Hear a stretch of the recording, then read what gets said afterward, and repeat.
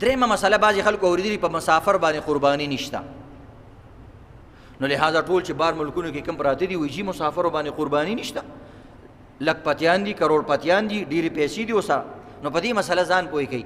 په هغه مسافر هغې ته ویلی کېږي چې کم انسان د 15 ورځو نه کم یو ځای کې پاتې کېږي هغه مسافر دی. نو چونکې هغه تکلیف کې شریعت کې ورته الله رب العزت وایي چې زه بس ته قرباني مه کوه خیر دی.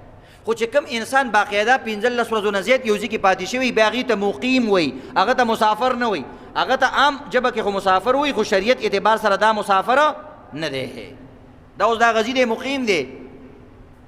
نو چې چا یو ځای کې یو ځل 15 ورځې تېرې کړي که یو ورځ لم بیا هلته ځي نو بس بیا هم مسافر نه دی، مونځ به هم پوره کوي او قرباني به هم کوي.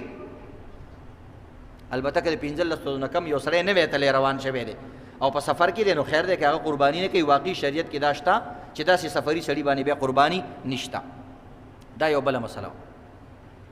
خو مسافر سره متعلق یو بله اهم مسله ده چې کوم انسان مثلا په دې اختر کې بار ملک اوسېږي، سعودي عرب کې دی، عرب امارات کې دی، دغرنګې بل امریکا کې، جرمني کې، بل ملک کې دی، نو آیا مسافر سړی په بل ملک کې قرباني کولی شي که نه؟ او کولی شي.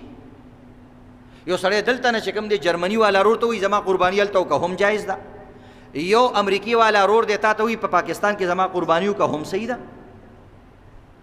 اجازت چې ورکړي نو خپله قرباني بل ملک هم کولی شي.